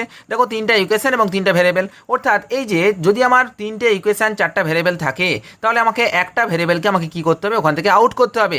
যে ভেরিয়েবলটাকে আউট করছি, অর্থাৎ ওই সলিউশনটাকে বলা হচ্ছে কি না নন বেসিক সলিউশন, ঠিক আছে। এবার দেখো যে টার্মগুলো পেলাম, এবার দেখো 3টা ভেরিয়েবল পাচ্ছি x1 x2 x3। এই যে এদের মধ্যে আবার সলিউশন করে এই x1 x2 আর x3 যে 3টে মান পাবো, এই 3টে মানকে বলা হচ্ছে কি না বেসিক সলিউশন। অর্থাৎ এটাকে আমার লেখা আছে কি, যদি একটা n ক্রস m অর্থাৎ 3 ক্রস 4 অর্ডারের একটা ম্যাট্রিক্স হয়, তাকে আমাকে সর্বপ্রথম 3 ক্রস 3 অর্ডারের একটা ম্যাট্রিক্সে ট্রান্সফর্ম করতে হবে। তার মানে নিশ্চয়ই একটা কলাম আমাকে কি করতে হবে না ওখান থেকে আউট করতে হবে। একটা কলাম আউট করে দেওয়া মানে কি না n মাইনাস m সংখ্যক ভেরিয়েবলকে 0 করতে হবে, সেটা হচ্ছে কি না নন বেসিক ভেরিয়েবল। আর বাকি যেগুলো পড়ে থাকছে এর মধ্যে যেগুলো আমাদের সমাধানযোগ্য, সেটাকে বলা হচ্ছে কি না বেসিক ভেরিয়েবল বা বেসিক সলিউশন। আশা করি জিনিসটা বুঝতে পারলাম। এবার দেখো নেক্সট যেটা আছে সেটা হচ্ছে কি না ডিজেনারেট সলিউশন আর হচ্ছে নন ডিজেনারেট সলিউশন। এবার দেখো এই যে আমি এখানে যে 3টে টার্ম আমি বললাম, আগেরটা দেখো এই যে x1 x2 x3 3টে মান পাবো এখান থেকে। আর দেখো x4 এর মানটা তো অলওয়েজ 0 হচ্ছে। এই যে এখান থেকে তাহলে 4টা আমি যদি ভালো করে একটু লিখি, তার মানে এখানে পাচ্ছি কত x1 x2 x3 x4। আমরা ধরে নিয়েছি x4টা বাইরের মধ্যে আছে, অর্থাৎ x4টাকে আমি আউট করে দিয়েছি। x4টাকে আউট করে দিয়েছি মানে কি x4টা হচ্ছে নন বেসিক সলিউশন। তাহলে বেসিক সলিউশন আমরা কটা পাচ্ছি না 3টে পাচ্ছি, x1 x2 x3। এবার যদি এই 3টে ভ্যারিয়েবল যে 3টা সলিউশন পেলাম, এই 3টের মধ্যে কোনোটাই যদি 0 না হয়, তখন সেটাকে বলা হচ্ছে কি না নন ডিজেনারেট সলিউশন। আর এর মধ্যে যদি মিনিমাম একটা 0 হয়ে যায়, অ্যাটলিস্ট একটা ভ্যারিয়েবল যদি 0 হয়ে যায়, তখন সেটা হয়ে যাবে কি না ডিজেনারেট সলিউশন। অর্থাৎ কি না এই যে বেসিক সলিউশনটাকে ডিজেনারেট হতে গেলে এর মধ্যে কমপক্ষে একটা ভ্যারিয়েবলের মানটা বা একটা সলিউশন কত হতে হবে না 0 হতে হবে। আর দেখো আর যদি তোমার কোনোটাই 0 না হয়, তখন সেটা কি হবে না নন ডিজেনারেট সলিউশন। আশা করি জিনিসটা বোঝাতে পারলাম, কোনো অসুবিধা কিছু নেই। এবার দেখো এখান থেকে বেশ কিছু ইম্পর্টেন্ট সূত্র আছে, কি লেখা আছে না বেসিক সলিউশনটাকে অবশ্যই এটা কি হয় না finite in number, basic solution অবশ্যই ফাইনাইট হবে। 2 নম্বর লেখা আছে number of basic solution equal to NCM at most. অর্থাৎ তোমাকে যদি কোনো একটা দুটো ইকুয়েশন বা 4টা ইকুয়েশন দিয়ে দিল, সেই ইকুয়েশন থেকে যদি বেসিক সলিউশন বের করতে বলে, তাহলে মনে রাখতে হবে বেসিক সলিউশনের সংখ্যাটা কত হবে না সর্বোচ্চ NCM সংখ্যক, ঠিক আছে, NCM। সাপোজ আমার 3টে ভ্যারিয়েবল থাকলো, 4টা ভ্যারিয়েবল থাকলো আর 3টে ইকুয়েশন থাকলো, তার মানে আমার নাম্বার অফ বেসিক সলিউশন কত হতে পারে না 4C3 মানে কটা না সর্বোচ্চ 4টা আমার ভ্যারিয়েবল 4টা বেসিক সলিউশন হতে পারে। বা 4 থেকে কম হতে পারে, কিন্তু সর্বোচ্চ 4টা হতে পারে। এবার দেখো নাম্বার অফ বেসিক ভেরিয়েবল কতগুলো থাকবে না, নাম্বার অফ বেসিক ভেরিয়েবল কিন্তু অবশ্যই এক্স্যাক্টলি m সংখ্যক থাকবে, যেটা আমি বললাম। দেখো number of non basic variable কতগুলো থাকবে না, এই যে যেমন কি ছিল না, 4টা ভেরিয়েবল ছিল, 3টা ইকুয়েশন ছিল, তার মানে একটা ভেরিয়েবলকে আমাকে অবশ্যই কি করতে হচ্ছে না, বাদ দিতে হচ্ছে, যেটাকে বাদ দিচ্ছি সেটাই তোমার নাম্বার অফ সেটাই তো নন বেসিক ভেরিয়েবল। তো সুতরাং এখানে কি 4 - 3, তো এখানে একই রকম ভাবে n - m হচ্ছে কি না number of non basic variables. এবার দেখো যেটা আছে সেটা হচ্ছে কনভেক্স সেট। কনভেক্স সেটটা কি, কনভেক্স সেট হচ্ছে সেই সেট যে সেটের অন্তর্গত যে কোনো দুটো পয়েন্টের মধ্যে আমরা একটা লাইন সেগমেন্ট টানলে সেই লাইন সেগমেন্টটা ওই সেটের অন্তর্গত হবে, তখন সেটাকে বলা হচ্ছে কনভেক্স সেট। যদি এর মধ্যে কোই সেটের অন্তর্গত না হয় তখন সেটা কনভেক্স সেট হবে না। পরবর্তী যেটা আছে সেটা হচ্ছে কনভেক্স হাল। কনভেক্স হালটা কি জিনিস, কনভেক্স হাল হচ্ছে বলছে আমরা বেশ কয়েকটা ফাইনাইট পয়েন্ট নিলাম, আমরা কি বললাম না, একটা বলছে গিভেন সেট অফ পয়েন্টস, আমরা বেশ কয়েকটা সেট অফ পয়েন্টস নিলাম, সেই সেট অফ পয়েন্টের যে মিলনের ফলে যে সেটটা তৈরি হচ্ছে বা যে নতুন একটা রিজন তৈরি হচ্ছে, ওই রিজনের মধ্যে যদি আমরা যে কোনো দুটো লাইন টানি, দুটো পয়েন্টের মধ্যে লাইন টানি, সেই লাইনটা যদি ওই রিজনের মধ্যে বিলং করে তখন সেটাকে বলা হচ্ছে কিনা কনভেক্স হাল। এবার আমরা দেখবো কি কনভেক্স পলিহিড্রন। কনভেক্স পলিহিড্রন কি বলছি না, আমরা যে রিজনটা টেনেছি সেই রিজনের মধ্যে যদি finite number of element finite number of point থাকে তখন সেটাকে বলা হচ্ছে কি না কনভেক্স পলিহিড্রন। যেমন দেখো আমরা এই যে এখানে যে এটা একটা ড্র করেছি, আর এই যে এখানে একটা ফিগার ড্র করেছি, দেখো এটা কি না একটা ট্রায়াঙ্গুলার ফিগার, এখানে আর 3টা ফাইনাইট পয়েন্ট আছে, কিন্তু এটা যেহেতু একটা কার্ভের ফিগার আছে, তো সুতরাং এখানে কি না ইনফাইনাইট নাম্বার অফ ফিগার দিয়ে এই কার্ভটা গঠিত হয়েছে। তো সুতরাং আমরা এটাকেও বলতে পারবো কনভেক্স হাল এবং এটাকেও বলতে পারবো কনভেক্স হাল, কিন্তু কনভেক্স পলিহিড্রন হতে গেলে কি হতে হবে না, একটা ফাইনাইট নাম্বার অফ পয়েন্ট থাকতে হবে। তো সুতরাং এটা একাধারে কনভেক্স হাল এবং কনভেক্স পলিহিড্রন বলতে পারবো, কিন্তু এখানের মধ্যে ইনফাইনাইট নাম্বার অফ পয়েন্ট আছে বাউন্ডারি পয়েন্টে। তো সুতরাং এক্ষেত্রে আমরা বলতে পারবো এটা হচ্ছে কি কনভেক্স হাল তো বটে, কিন্তু কনভেক্স নট কনভেক্স, যে এটা কনভেক্স পলিহিড্রন নয়। পরবর্তী যেটা আছে সেটা হচ্ছে এক্সট্রিম পয়েন্ট। আচ্ছা এক্সট্রিম পয়েন্ট কি বলছে, এক্সট্রিম পয়েন্ট হচ্ছে একদম বাউন্ডারি রিজনের মধ্যে থাকা সেই সমস্ত পয়েন্টগুলোকে এক্সট্রিম পয়েন্ট বলবো, যে পয়েন্টটাকে মিডিলে রেখে আমরা যদি কোনো একটা স্ট্রেট লাইন ড্র করি, সেই কমপ্লিট স্ট্রেট লাইনটা ওই সেটের অন্তর্গত হতে পারবে না। কি বললাম বুঝতে পারলাম, যেমন দেখো একটা সার্কেলের মধ্যে আমরা যদি কোনো একটা পয়েন্ট নিলাম, এই বাউন্ডারি পয়েন্টে নিলাম, ওই পয়েন্ট বরাবর আমরা যদি কোনো একটা লাইন টানি, আমরা দেখো হয় সেই লাইনের কোনো অংশটাই সার্কেলের ভিতরে থাকবে না, অথবা সেই লাইনের অর্ধেকটা সার্কেলের ভিতরে থাকবে, অর্ধেকটা সার্কেলের বাইরে থাকবে। গোটা কমপ্লিট ওইটাকে মিডিলে রেখে দুটো পয়েন্ট বরাবর যদি লাইনটা টানি, পুরো লাইনটা যদি ওই সেটের ভিতরে না থাকে তখন সেই পয়েন্টটাকে কি বলবো না এক্সট্রিম পয়েন্ট বলবো। আশা করি জিনিসটা বুঝতে পারলাম। এবার দেখো এখানে কনভেক্স সেট সম্পর্কিত বেশ কিছু সূত্র আছে। এই hyper plane is a convex set, একটা হাইপার প্লেনকে কি বলবো না একটা কনভেক্স সেট বলবো। আবার দেখো a open half space and a close half space আর অলসো এ কনভেক্স সেট। আচ্ছা একটা ওপেন হাফ স্পেস এবং একটা ক্লোজ হাফ স্পেসকে কি বলবো না কনভেক্স সেট বলবো। তাহলে আমাকে জানতে হবে what is open half space এবং what is close half space. দেখো মনে রাখবে টুটির ক্ষেত্রে আমরা যদি y গ্রেটার দেন 2x + 1 হয়, গ্রেটার দেন 2x + 1 অর্থাৎ above the line and excluding the line, অর্থাৎ অ্যাবাভ দ্য লাইন কিন্তু ওই লাইনটা বাদ দিয়ে তার উপরের অংশটা এক্সক্লুডিং দ্য লাইন, সেটা হচ্ছে ওপেন হাফ স্পেস। আর যদি ক্লোজ হাফ স্পেস মানে কি না y greater equal to x + 1 অর্থাৎ above the line and including the line, that is called the close half space. ঠিক আছে, এই সম্পর্কে ডিটেলস ভিডিওকে যদি জানতে চাও তাহলে কিন্তু আমার অবশ্যই ওই যে এর আগে আমি এলভিপি করেছিলাম, এলভিপির মধ্যে খুব সুন্দরভাবে থিওরিটিক্যাল হালকা হালকা করে আমি বুঝিয়ে দিয়েছিলাম।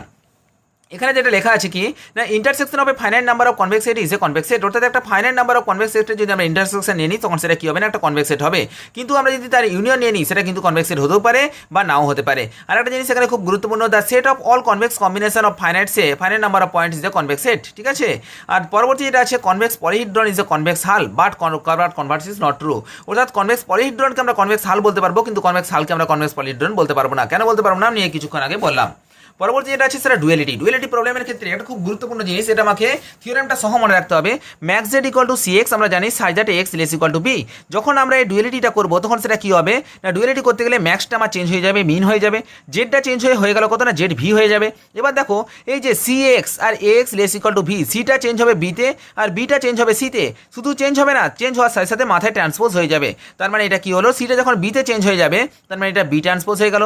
আর এই যে এখানে এক্স আছে না, এক্স এর বদলে একটা নতুন ভেরিয়েবল যোগ হবে, সেটা ভেরিয়েবলটা হয়ে গেল কত না ভি, তার মানে বি ট্রান্সপোজ ইনটু ভি। এবার এখানে কত লেখা আছে x less equal to b. আচ্ছা এটা যেমন থাকলো এটা তো হয়ে গেল কত না এ ট্রান্সপোজ হয়ে গেল, আর ভেরিয়েবলটা চেঞ্জ হয়ে গেছে কত না এক্সটা চেঞ্জ হয়ে গেছে ভি, লেস ইকুয়াল টুটা চেঞ্জ হয়ে কি হয়ে যাবে না গ্রেটার ইকুয়াল টু হয়ে যাবে। আর এই যে বিটা সি যাচ্ছিল সিটা এই যে বিটা যখন সি এ হয়ে যাচ্ছে বা সিটা বিতে হয়ে যাচ্ছে তখন এই যে বিটা চেঞ্জ হয়ে সি হয়ে গেল এবং তার মাথায় একটা কি রয়ে যাবে না ট্রান্সপোজ রয়ে যাবে। দেখো আমরা ভালো করে এটা দেখলেই বলতে পারবো এটা হচ্ছে আমার ডুয়ালিটির নর্মাল ফর্ম। এবার দেখো আমাকে যদি একটা ডুয়ালিটি মান বের করতে পারি সেটা আমরা মানটা কী করে বের করবো। যেমন দেখো একটা ইকুয়েশন লেখা আছে maximisation Z equal two 2x1 - 6x2 size that x1 - 3x2 less equal two 6 এবং 2x1 + 4x2 greater equal two 8, x1 - 3x2 greater equal two -6 এবং x1, x2 greater equal to 0, formulate the dual of the above problem. ঠিক আছে, তো এখানে আমাকে duality প্রবলেমটা আমাকে check করতে বলেছে। তো দেখো এই যে আমার এখানে সর্বপ্রথম এটা কি লেখা আছে না ম্যাক্সিমাইজ প্রবলেম লেখা আছে। যদি ম্যাক্সিমাইজ হয় তাহলে এখানে সবগুলোই কি আনতে হবে না লেস ইকুয়াল টু আনতে হবে। যেগুলো গ্রেটার ইকুয়াল টু আছে সেটাকে লেস ইকুয়াল টু করতে গেলে কি করতে হবে না মাইনাস দিয়ে পুরো টার্মটাকে গুণ করে দিতে হবে। তাহলে দেখো তো এটা কত আছে, দেখো এটাকে যদি মাইনাস দিয়ে গুণ করে দেখো -2x1 -4x2 -8 এটা লিখেছি। আবার দেখো এটা কত, এটা দেখো x1 + 3x2 greater equal two -6 লেখা আছে, দেখো এখানে লিখেছি এটা কত না -x1 + 3x2 less equal two 6। তাহলে আমি সবগুলোকে লেস ইকুয়াল টু ফর্মে নিয়ে আসলাম। এবার আমাকে একটা টেবুলার ফর্ম লিখতে হবে বা টেবুলার ফর্মে এটাকে রিপ্রেজেন্টেশন করতে হবে। তো দেখো x1 আর x2 আছে না, তো এই জন্য আমি এখানে x1 আর x2 লিখে দিলাম। এখানে কি না এটা দেখো যেহেতু ম্যাক্সিমাইজেশন জেড আছে, তো সুতরাং এটাকে যখন আমি ডুয়েল করে দেবো তখন এটা চেঞ্জ হয়ে যাবে, ম্যাক্সিমাইজেশনটা হয়ে যাবে কত না মিনিমাইজেশন অফ ডাব্লিউ। এবার দেখো এই যে x1 এর ঘরে যে পয়েন্টগুলো আছে সেই পয়েন্টগুলো আমি লিখে দিলাম কত না এখানে 1, -3 এখানে 6, দেখো 1 -3 6, এখানে কত -2 -4 -8 -2 -4 -8, এখানে কত -1 3,6 -1 3,6। এবার কি না এটা যখন এই লেস ইকুয়াল টু আছে লেস ইকুয়াল টু লিখে দিলাম। এটা যেহেতু লেস ইকুয়াল টু আছে তো সুতরাং এখানে কি লিখতে হবে না গ্রেটার ইকুয়াল টু লিখতে হবে। আর এই যে এখানে কি আছে না মিনিমাম, এখানে কি আছে লিখতে হবে না যে ম্যাক্সিমাম। আমার এটা লেখা আছে ম্যাক্সিমাইজেশন জেড ইকুয়াল টু কত না 2, -6, তো আমি এখানে পয়েন্টটা লিখে দিলাম 2, -6।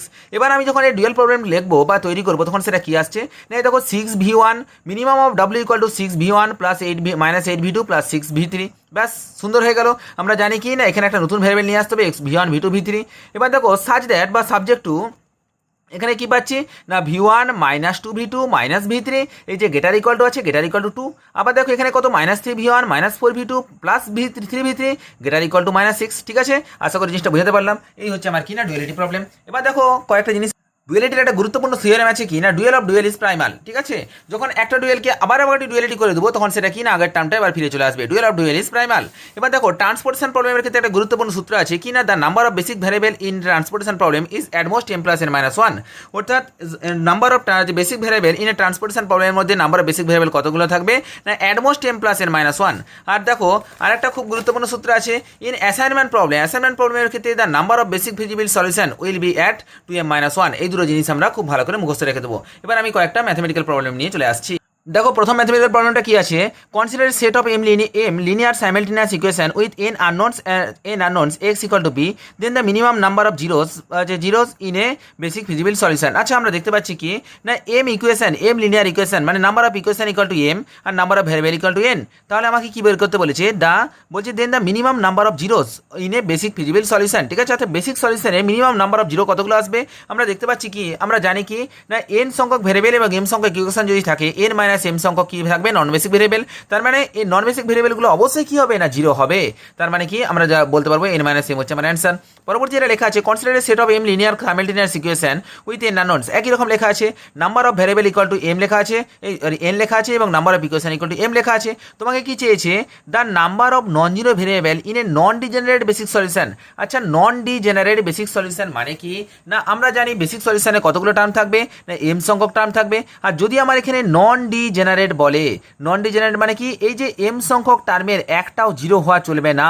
তার মানে এই যে m সংখ্যক টার্ম আছে সবগুলোই কি হতে হবে না পজিটিভ হতে হবে। তোমাকে চেয়েছে কি নন জিরো ভেরিয়েবল কত না non zero variable exactly m সংখ্যক হবে। পরবর্তী এটা লেখা আছে দেখো consider set of m linear simultaneous equation with n unknowns, একই জিনিস নাম্বার অফ ইকুয়েশন হচ্ছে m নাম্বার অফ ভেরিয়েবলস হচ্ছে n যেখানে n গ্রেটার দেন m। এবার আমাকে কি চেয়েছে the number of non zero variable in a degenerate basic solution. আচ্ছা ডিজেনারেট মানে কি ডিজেনারেট মানে অ্যাটলিস্ট একটা জিরো ওখানে থাকতেই হবে। তার মানে কি এখানে m সংখ্যক এলিমেন্ট আছে কিসে না বেসিক সলিউশনের মধ্যে, কিন্তু আমাকে ডিজেনারেট হতে গেলে m সংখ্যক নন জিরো থাকা চলবে না, একটা জিরো মিনিমাম থাকতে হবে। যদি একটা জিরো থাকে তাহলে নন জিরো কতগুলো থাকবে না m - 1 সংখ্যক। তার মানে অ্যাটমোস্ট m - 1 সংখ্যক আমার কি থাকবে নন জিরো ইকুয়েশন থাকবে। দ্যাট মিনস অপশন ডি হচ্ছে আমাদের কারেক্ট অ্যান্সার। আচ্ছা পরবর্তী অঙ্কে চলে যাই। বলেছে which of the following is a non degenerate basic feasible solution in a system of two equation within the four unknowns. আচ্ছা কি লেখা আছে বলো তো, খুব ভালো করে দেখো কি লেখা আছে নন ডিজেনারেট বেসিক ফিজিবল সলিউশন। অনেকগুলো জিনিস আছে, আগে আমাকে দেখতে হবে বেসিক সলিউশন, তারপর দেখতে হবে ফিজিবল সলিউশন, তারপর দেখতে হবে নন ডিজেনারেট সলিউশন। আচ্ছা বেসিক সলিউশন দেখতে গেলে আমরা দেখবো number of equation and number of variables. আচ্ছা এখানে দেখতে পাচ্ছি নাম্বার অফ ইকুয়েশন কতগুলো আছে, এখানে দেখতে পাচ্ছি কটা না 2 ইকুয়েশন এন্ড 4টা আননোন, অর্থাৎ দুটো ইকুয়েশন 4টা ভেরিয়েবল। তার মানে একটা জিনিস বলতে পারবো দুটো বেসিক বেসিক আর দুটো নন বেসিক। দুটো নন বেসিক মানে কি দুটো জিরো থাকবে। আচ্ছা দেখো তো দুটো জিরো প্রত্যেকটার মধ্যেই আছে। এবার দেখো দুটো বেসিকের মধ্যে কি বলা আছে না ফিজিবিল। বেসিক ফিজিবিল সলিউশন, ফিজিবিল হতে গেলে কি করতে হবে না ফিজিবিল মানে সমস্তগুলোকে পজিটিভ হতে হবে। কিন্তু আমরা দেখতে পাচ্ছি বি আর ডি অপশন এখানে -4 আর এখানে -2 আছে, তার মানে এটা নেগেটিভ আছে, তার মানে এটা আমার হবে না, এটা ফিজিবিল সলিউশন হতেই পারে না। তার মানে এই দুটো আমি অপশন বাদ দিয়ে দিলাম। এবার দেখো বেসিক আর ফিজিবিল তো হলো, এখানে কি লেখা আছে না নন ডিজেনারেট। নন ডিজেনারেট মানে কি দুটো নন বেসিক, এই দুটো তো জিরো হবেই, তার মানে নন ডিজেনারেট হতে গেলে যে দুটো বেসিক সলিউশন আছে সেই দুটো সলিউশনকে অবশ্যই নন জিরো হতে হবে, অর্থাৎ দুটো নন জিরো আর দুটো জিরো টার্ম থাকবে। এখানে দেখতে পাচ্ছি অপশন এই হচ্ছে একমাত্র টার্ম যেখানে দুটো নন জিরো এবং দুটো জিরো আছে। বাকি দেখো সি অপশনটায় তিনটে জিরো আছে, একটা নন জিরো আছে, তার মানে কি অপশন এ হচ্ছে আমাদের কারেক্ট অ্যান্সার। আচ্ছা নেক্সট অঙ্কে চলে যাই। বলেছে কি না the basic solution with x2 is a non basic variable as x1 - 3x2 - x3 = 3 and 2x1 + x2 + 3x3 = 1। আচ্ছা এখানে কি বলেছে the basic solution with x2। দেখো যেহেতু আমার বলেছে x2 as a non basic variable, x2 যেহেতু নন বেসিক ভেরিয়েবল বলা আছে, তো সুতরাং আমরা জানি কি নন বেসিক ভেরিয়েবলের মান কত হয় না 0 হয়। দ্যাট মিনস x2 = 0 করে দিলাম। x2 = 0 করে দিলে দেখো x1 - x3 = 3 এবং 2x1 + 3x3 = 1 হয়ে যাচ্ছে, অর্থাৎ number of equation equal two number of variable চলে আসছে। তো সুতরাং এই দুটো থেকে আমরা ক্যালকুলেশন করে খুব সহজেই x1 এর মানটা বের করে দিলাম 2 এবং x3 এর মান বের করে দিলাম -1। তার মানে আমার সলিউশনটা কি দাঁড়ালো x1, x2, x3। x1 মানে 2, x2 মানে 0 আর x3 মানে -1 মানে 2 0 -1, দ্যাট মিনস অপশন বি হচ্ছে আমাদের কারেক্ট অ্যান্সার। আচ্ছা নেক্সট অঙ্কে চলে যাই। বলছে the solution 1102 to the system x1 x2 + x3 = 0, x1 + x2 - 3x3 = 2 এবং 2x1 + 4x2 + 3x3 - x4 = 4।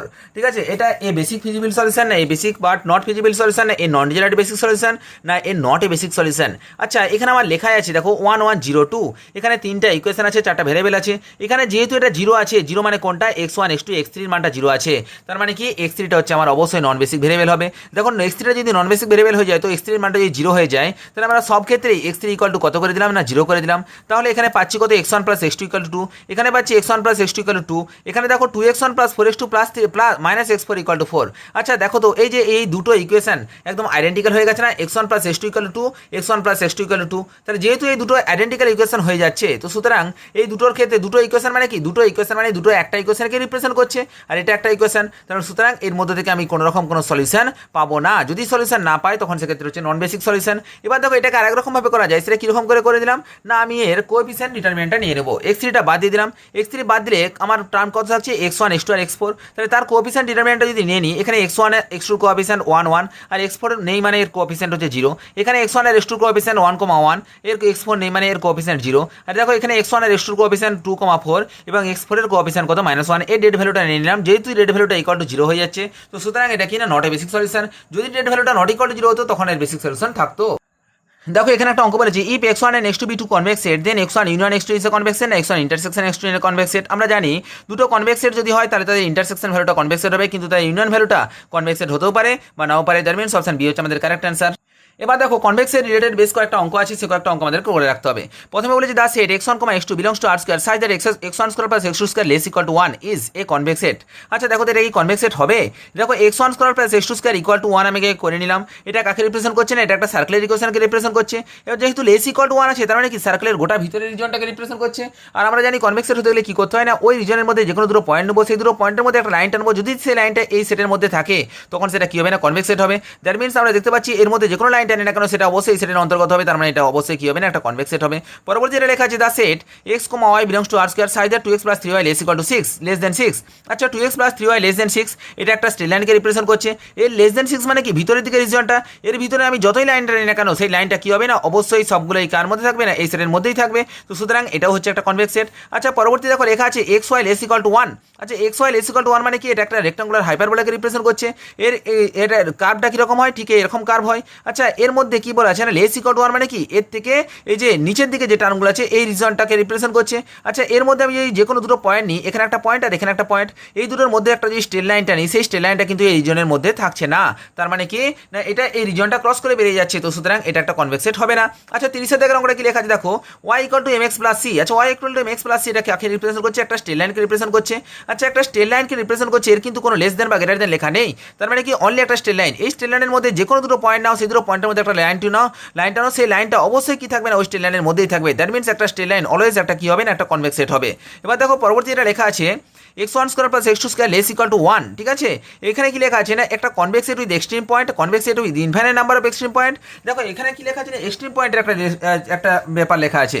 আচ্ছা এক্সট্রিম পয়েন্ট মানে কি, আমরা জানি কি একটা সার্কেলের মধ্যে সার্কেলের এই প্রত্যেকটা পয়েন্টে আমরা কি আছে না এক্সট্রিম পয়েন্ট আছে। এক্সট্রিম পয়েন্ট মানে কি না, এমন একটা পয়েন্ট যে পয়েন্টটাকে মিডিল ধরে আমরা যদি কোনো একটা লাইন টানি, সেই লাইনের মধ্যে লাইনটা কি থাকবে না, কমপ্লিট লাইনটা ওই মানে ওই সেটের মধ্যে থাকবে না, ঠিক আছে, তখন সেটা হচ্ছে কিনা এক্সট্রিম পয়েন্ট। তো সুতরাং আমরা দেখতে পাচ্ছি একটা সার্কেলে আমরা অসংখ্য ট্যানজেন্ট আনতে পারি, আর ওই ট্যানজেন্টগুলো প্রত্যেকটাই কিন্তু এই সার্কেলের ভিতরে থাকছে না। তো সুতরাং আমরা বলতে পারি এর মধ্যে কি না, infinite number of extreme point আছে। দ্যাট মিনস অপশন বি হচ্ছে আমাদের কারেক্ট অ্যান্সার। আচ্ছা নেক্সট অঙ্কে চলে যাই। The extreme point of the set S equal to, আমার লেখা আছে কত না, x comma y such that x less equal to 1 এবং mod of y less equal to 2 আর। আচ্ছা এই দেখো লেখা আছে x equal to x comma y এবং mod x less equal to 1 এবং mod y less equal to 2। আচ্ছা এর মানে কি জানি, mod of x less equal to 1 মানে কি, এই যে এক্স ইকুয়াল টু 1 আর এক্স ইকুয়াল টু -1 এই দুটো লাইন, আর ওয়াই লেস ইকুয়াল টু 2 মানে কি হচ্ছে ওয়াই ইকুয়াল টু 2 এবং ওয়াই ইকুয়াল টু -2 এই দুটো লাইন। আচ্ছা এই দুটো লাইনকে যখন আমরা ড্র করে নিলাম, যেহেতু লেস ইকুয়াল টু টার্ম আছে, তো সুতরাং ভিতরের গোটা হোল রিজিয়নটাকে আমার কি করছে না, কভার করছে। এর মধ্যে আমার কি দরকার না, এক্সট্রিম পয়েন্ট দরকার। এক্সট্রিম পয়েন্ট কোনটা হয় না, এক্সট্রিম পয়েন্ট হচ্ছে সেটাই অনলি একমাত্র কর্নার পয়েন্টগুলি হবে এক্সট্রিম পয়েন্ট।